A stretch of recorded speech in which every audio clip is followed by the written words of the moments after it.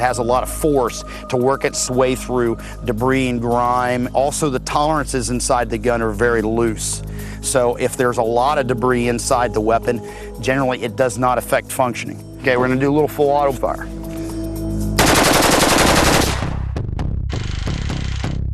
Blood, guts, and dirt are the enemy of the internal workings of any gun. Can Kalashnikov's killer continue to get deadly with a gut full of grime?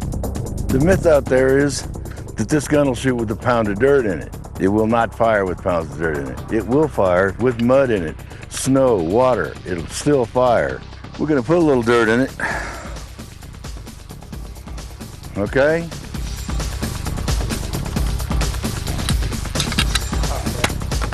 And we're gonna test it and see if this weapon shoots.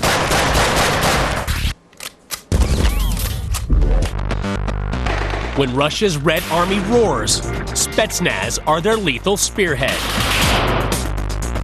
The cornerstone of their firepower, the Kalashnikov AK-47. This mass-produced legend became the granddaddy of the AK series of assault rifles. A firm favorite with all Russian special operations units. Any areas where it's going to be hard on men, it's also going to be real hard on equipment. So a weapon like this that can take a phenomenal amount of abuse and continue to work is a big attribute. I've seen weapons that have been in the field for 3-4 months straight without one cleaning and function to the extent of 5-6 loaded magazines on full auto one after another, to the point where wooden handguards would start smoking from the heat. Regarded as basic by today's standards, at the time of its genesis, it was a weapon that was way ahead of its time. Developed by Russian tank sergeant Mikhail Kalashnikov in 1947, here was a weapon that would soon become a legend. Kalashnikov had looked at some German technology and produced this robust, fully automatic infantry assault rifle, which not only equipped the Russian army, but then went on to equip insurgents across most of the world. The idea of an assault rifle was revolutionary and would shape the face of the global battlefield. Just 3 years earlier, the German Sturmgewehr had unleashed a tsunami of lead against the Allies during World War II. This particular weapon is the granddaddy of the AK and the M16 and all the assault rifles that are in service around the world. In my opinion, the most significant small arm fielded in the 20th century. Kalashnikov's take on the Sturmgewehr would take the high rate of fire of submachine guns like the Papasha and combine it with a more accurate bullet similar to that used by rifles like the Mosin Nagant. His genius, a weapon that over 60 years later still remains beloved by Mother Russia's best soldiers. If I met Mikhail Kalashnikov, I would definitely buy him a number of shots of vodka for the design that he put together and for the reliability that we come to expect and for the most part always received from his design. From the caves of Afghanistan and the urban combat around Grozny and Chechnya, Spetsnaz choose to get locked and loaded with their Kalashnikovs. Generally speaking, you pull the trigger, if this thing's loaded, it's going to run for you.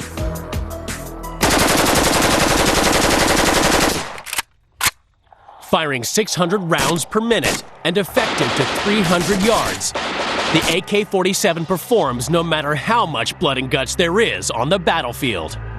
I heard a story from an ex-Green Beret. Him and his team stumbled across a dead body that decomposed into an AK that was under him. And the person must have been there for weeks, maybe a month or two. When they turned the body over and discovered the AK, all the innards and everything just went through the weapon. And he picked up the weapon, chambered around, and the weapon fired perfectly.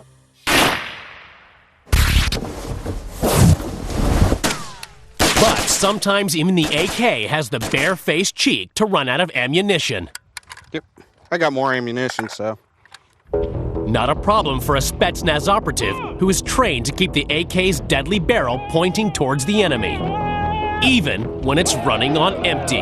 This being AK, being very reliable weapon, if you do have a situation where it goes click instead of bang, you can obviously right away go into changing the magazine and continuing from there. Unfortunately, very often in the battle, you're not going to have the luxury of doing the tactical reload quickly because you're in the open and your enemies are still engaging you. At that point, you cradle your primary weapon, still keeping the threat through the barrel towards the adversary. At that point, you extract the secondary weapon and present another weapon, which takes place of the primary, and primary goes into a sling-up position, and you keep engaging with the secondary weapon.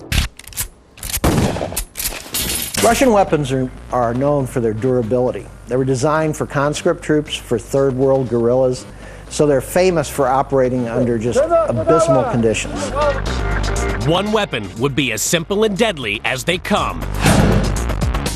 Mikhail Kalashnikov's AK-47 assault rifle is at the heart of Spetsnaz's weaponological family tree.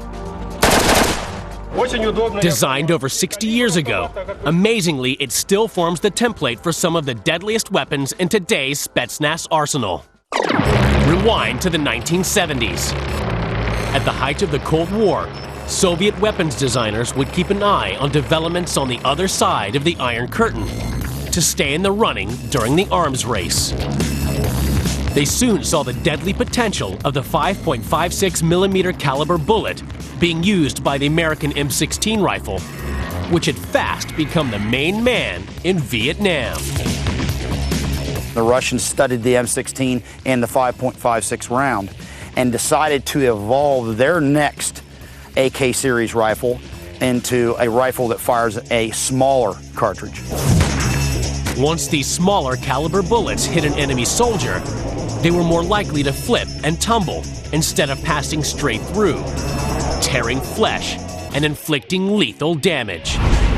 The sort of damage that could win battles. Russian designers wanted to marry off the deadly potential of a smaller 5.45mm bullet to Kalashnikov's AK-47 designs. Step forward, the new and improved AK-74. Up until that point, the AK series of rifles had fired a larger 7.62mm caliber bullet. The Russians evolved from the AK-47 and the 7.62x39 to the 5.45 AK-74, which is the standard and has been the standard in their army ever since. Notice, however, roughly the overall length is the same. That was critical for the Russians because it allowed them to essentially adapt the AK series of rifles to this new caliber without having to redesign the weapon internally dramatically. The AK-74's new 5.45mm round would soon earn the nickname the Poison Bullet. It was small, but deadly. Weaponology investigates. First up, the push-through power of the AK-47's heavier 7.62mm round. Here we go, gone hot.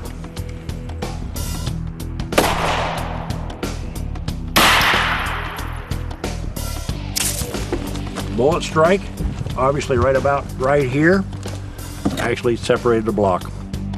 Second up, the slow, tumble, and shred deadliness of the AK-74's 5.45mm bullet. Okay, going hot.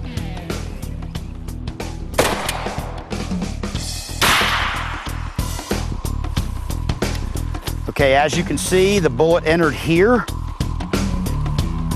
and actually impacted on the inside, did not penetrate through. Dramatic difference in the performance on a hardened object like cinder block or any other object along those lines.